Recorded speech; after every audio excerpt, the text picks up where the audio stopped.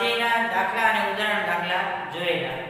આ લેક્ચરમાં આપણે સ્વાધ્યાયનો દાખલો 33મો જોવાનો છે.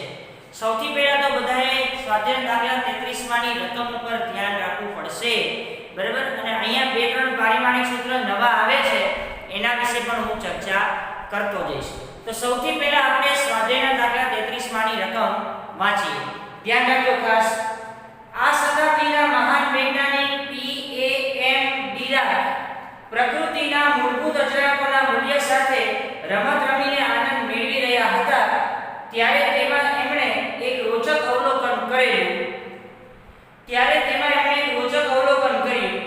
પરમાણુય ભૌતિક વિજ્ઞાનના મૂળ અચળાંકો જેમ કે ઇલેક્ટ્રોનનું દળ, પ્રોટોનનું દળ, ગુરુત્વીય અચળાંક g પરથી એમને માલુમ પડ્યું કે તે એવી સંખ્યા સુધી પહોંચી ગયા છે કે તેમને સમયનું પરિમાણ હતું.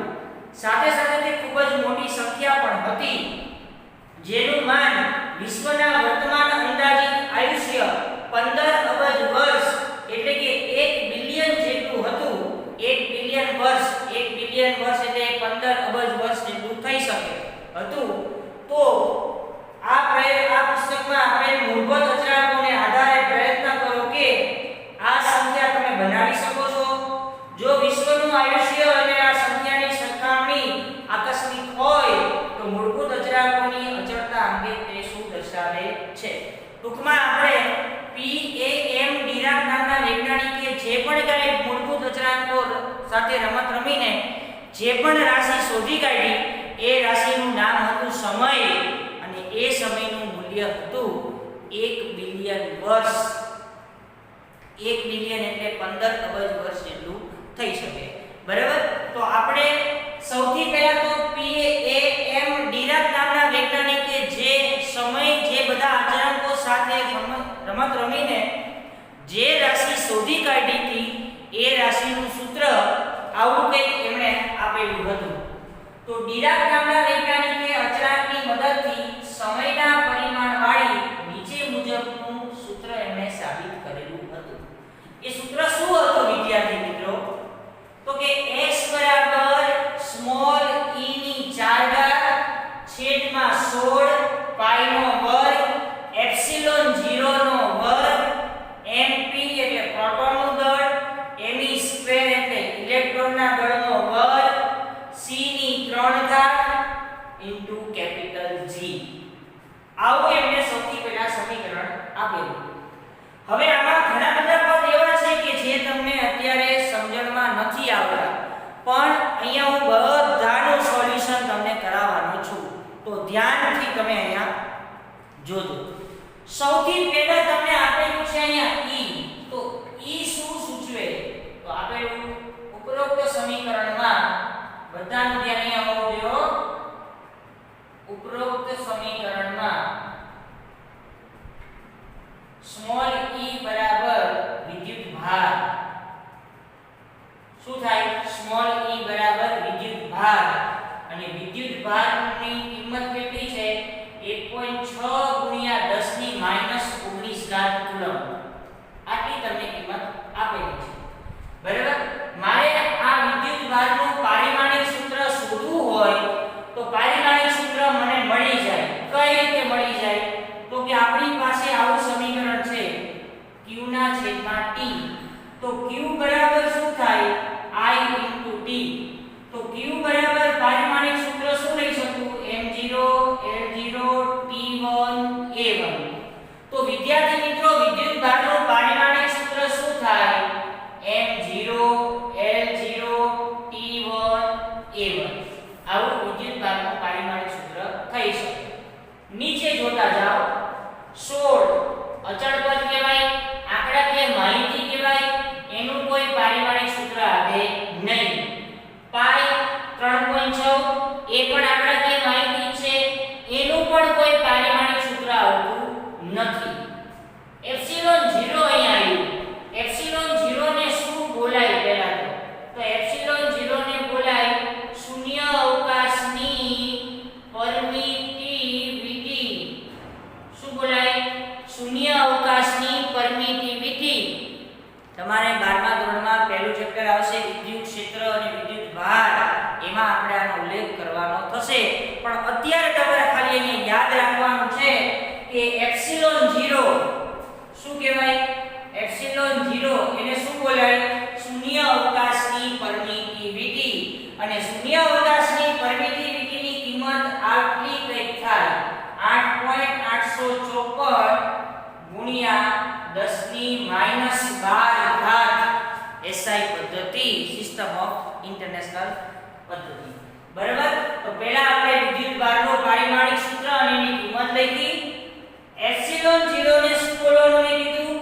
શૂન્ય અવકાશની પરમિટિવિટી અને એની કિંમત 8.854 ગુણ્યા 10⁻12 જેટલી થાય છે.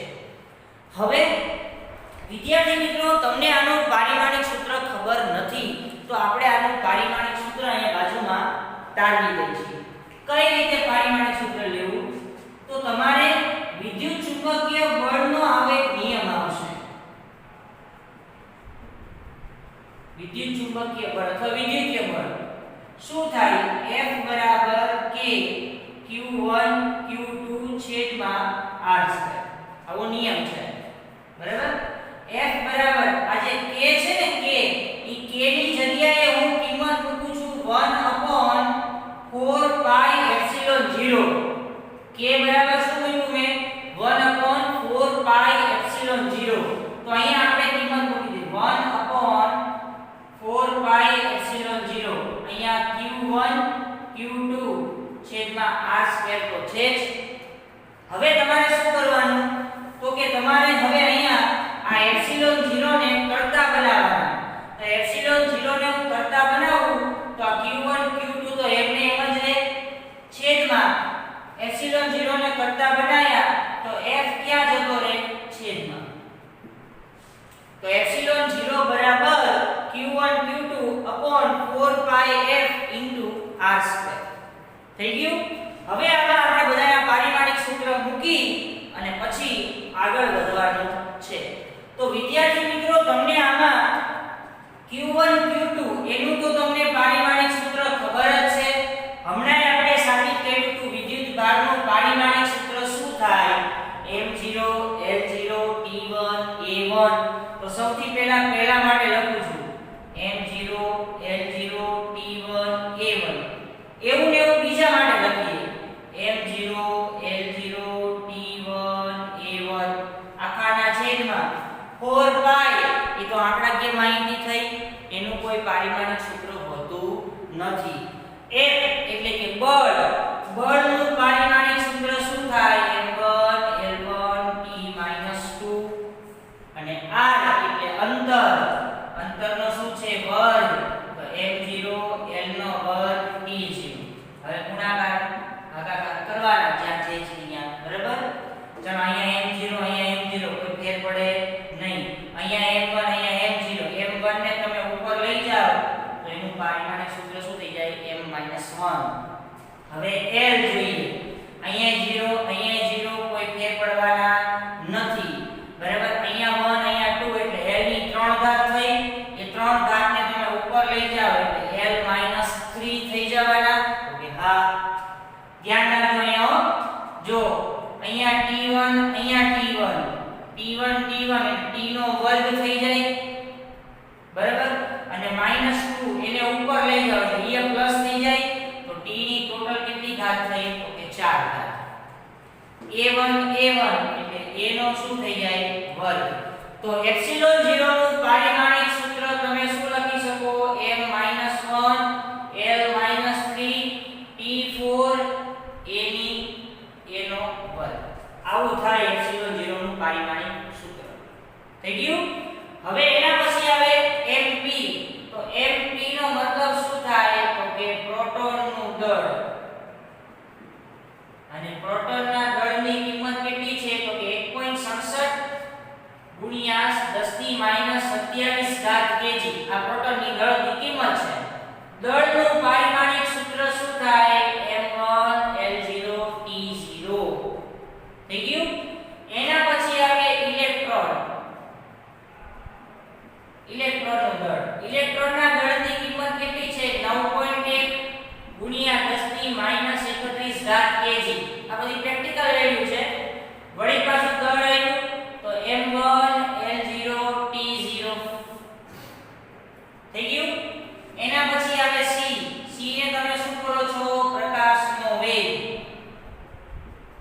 ને તમે શું બોલો છો? પ્રકાશનો વેગ.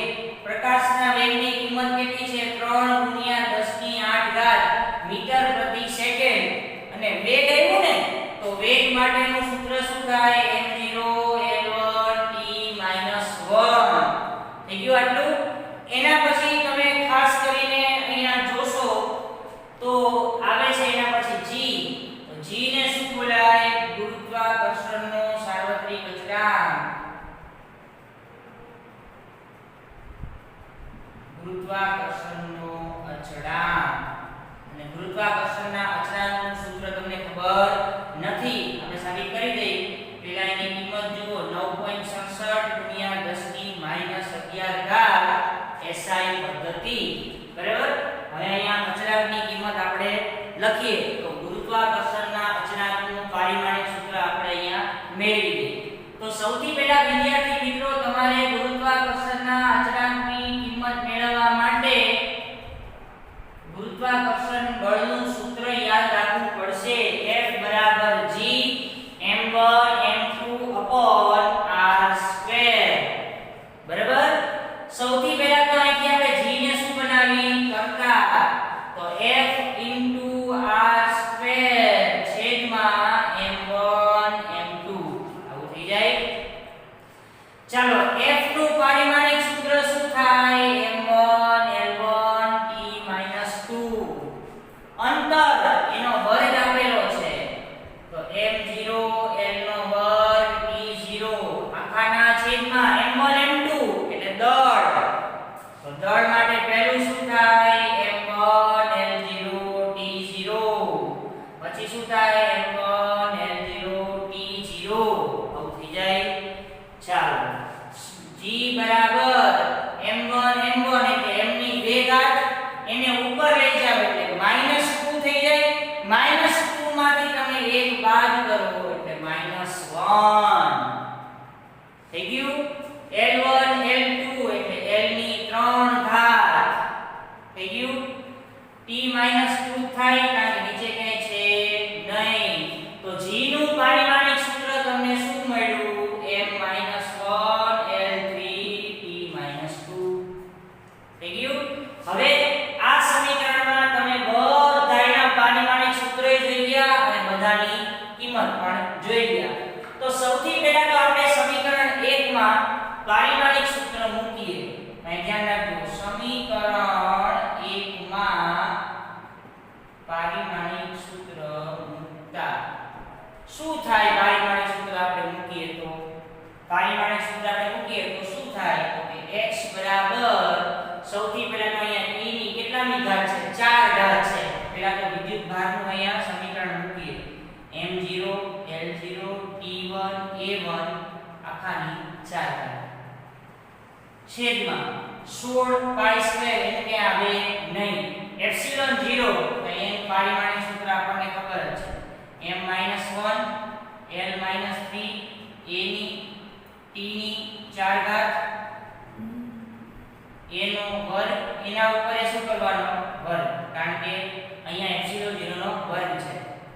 હવે પ્રોટોન માટે તો ખાલી શું આવે?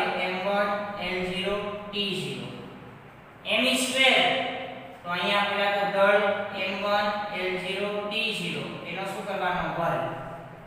c માટે પારિમાણિક સૂત્ર શું છે? c માટે તો કે m0l1 t - 1 એની કેટલી ઘાત કરું? તો કે 3. g નું પારિમાણિક સૂત્ર લખીએ તો કે m - 1 l3 t - 2 આવું થઈ જાય. બરાબર? હર બધાયના ગુણાકાર ભાગાકાર આપણે કરવાના છે. ધ્યાન રાખજો. x બરાબર આ 4 ઘાત છે એ બધાય લાગુ પડે તો કે હા. તો કે m0 l0 t ની 4 ઘાત a ની 4 ઘાત આખાના છેદમાં ચાલો m - 1 * 2 એટલે m -2 થઈ જાય. -3 * 2 એટલે -6 4 * 8 a ની 4 ઘાત. હજી આને તો એમને જ રાખું m1 l0 t0 વર્ગ છૂટો પાડી લો.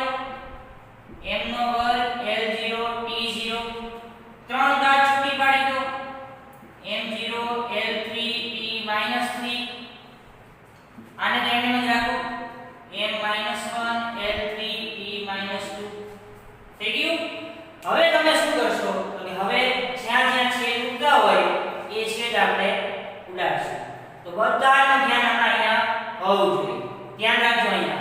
સૌથી પહેલા આપણે m થી ચાલુ કરીએ. જો અહીંયા -2 છે, અહીંયા +2 છે. એટલે પહેલા તો -2 +2 બંને કેન્સલ થઈ જશે. અહીંયા +1 છે, અહીંયા -1 છે. તો m1 m-1 એટલે m નું કામ પૂરું પતી ગયું. હવે l જો 3 3 એટલે l ની 6 ઘાત થઈ કેવા પ્લસ, અહીંયા માઈનસ તો છે તો બધા l પણ શું થઈ જશે કેન્સલ. બરાબર, m પણ શું થઈ ગયા બધા કેન્સલ થઈ ગયા. હવે t જો તો t માં શું વધે છે એ પહેલા ખાસ ધ્યાન રાખવાનું. -3 -2 એટલે -5 t ની 8 8 માંથી 5 જાય એટલે 3 વધે.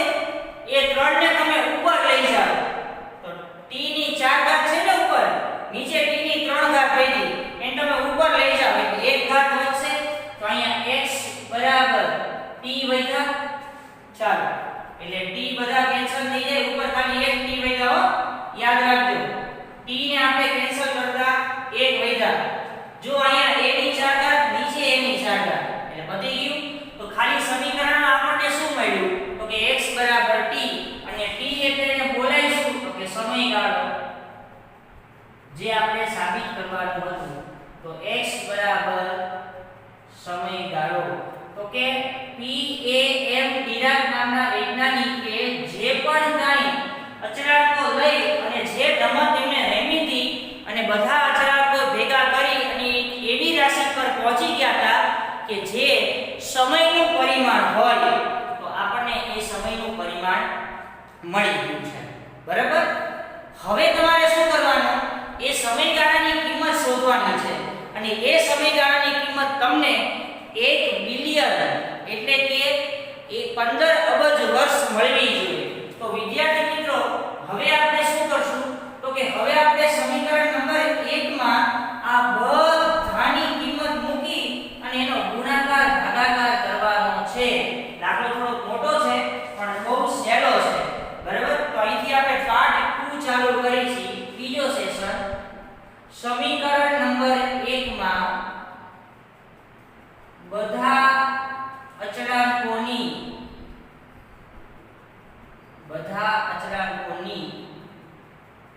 કિંમત મૂકતા.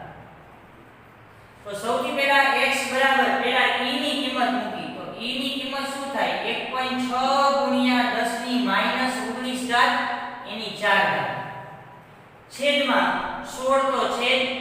પાઈ નો મતલબ શું થાય તો કે 3.14 પણ એનો શું કરવાનો વર્ગ.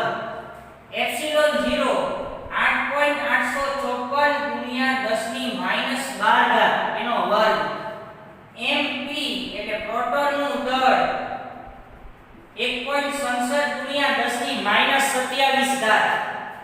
પછી me ની કિંમત તમને મેં લખી દીધી છે 9.1 ગુણ્યા 10 ની -31 ઘાત પણ એનો વર્ગ. c ની કિંમત 3 ગુણ્યા 10 ની 8 ઘાત પણ એનો શું કરવાનો ઘન. અને g ની કિંમત શું થાય 6.67 ગુણ્યા 10 ની -11 ઘાત. આવું તમને મળી જાય. બરાબર, હવે તમે ઉપરનો ગુણાકાર કરશો તો તમને 6.5536 ગુણ્યા 10 ની 76 ઘાત મળશે. 1.6 ની તમે 4 ઘાત કરશો ને તો તમને 6.5536 ગુણ્યા 19 ને 76 પણ માઈનસમાં તમને મળશે. અને નીચેના તમામ પદનો ગુણાકાર કરશો વર્ગ કરીને, જ્યાં જ્યાં વર્ગ આપેલો છે ત્યાં ત્યાં વર્ગ કરી અને એનો ગુણાકાર કરશો તો તમને કિંમત 34 22 19 42 ગુણ્યા 10 ની -10 ઘાત આવું તમને કંઈ મળી જશે. બરાબર, 10 ની તમને 100 ઘાત મળશે. સોરી, અહીં તમને 100 ઘાત જેવું તમને મળી જશે. બરાબર, હવે તમે આનો ગુણાકાર ભાગાકાર કરશો, આનો તમે ગુણાકાર ભાગાકાર તમે કરશો એટલે તમને છેલ્લો આન્સર 10 ની 9 ઘાત જેટલો મળશે. 10 ની 9 ઘાત વર્ષ. આ તમને મળશે એ સેકન્ડમાં મળશે. સેકન્ડમાંથી તમારે ફરજિયાત શેમાં આવવાનું? કલાકમાં આવવાનું. સેકન્ડમાંથી કલાકમાં આવવું હોય તો 365 ગુણ્યા 24 ગુણ્યા 3600 વડે તમારે ભાગવા પડશે. અને તમે ગુણાકાર ભાગાકાર કરશો એટલે તમને આટલી બે કિંમત મળશે. અને આ જે કિંમત છે એને બોલાય 1 બિલિયન. શું બોલાય? 1 બિલિયન વર્ષ. તો આ બહુ મોટી કિંમત થઈ જે આપણને રકમમાં ઓલરેડી આપેલી જ હતી કે PAM ડીરાક નામના વૈજ્ઞાનિકે આ બધા અચળાંકો સાથે રમત રમીને એક એવા પરિમાણ સુધી પહોંચી ગયા હતા કે જેની કિંમત બહુ મોટી હતી અને એ પણ સમયનું પરિમાણ હતું. તો વિદ્યાર્થી મિત્રો, તમે આ દાખલામાં અહીંથી જાતે ગણતરી તમે કરજો જેથી કરીને તમને આટલો જવાબ મળી શકે. બરાબર? અત્યારે તમારી પાસે કેલ્સી નથી એટલે હું ગણતરી નથી કરતો, પણ તમારી પાસે ઘરે કેલ્સી છે એટલે તમે આની બધાની કિંમત ગુણાકાર ભાગાકાર જ્યાં જ્યાં ઘાત આવતી હોય અહીંયા ડબલ વખત ગુણાકાર કરી અને પછી ભાગાકાર કરશો. ઘાતને બહુ ધ્યાનમાં લેવાની અહીંયા. બરાબર? અને પછી ગુણાકાર ભાગાકાર કરશો એટલે તમને આટલો જવાબ મળી જશે. તો વિદ્યાર્થી મિત્રો, આ તમારો થઈ ગયો સ્વાધ્યાયનો દાખલો 33મો. નેક્સ્ટ લેક્ચરમાં જે પણ કાંઈ સ્વાધ્યાયના કે ઉદાહરણના દાખલા બાકી છે એની આપણે ચર્ચા કરી લેશું. Okay, thank you.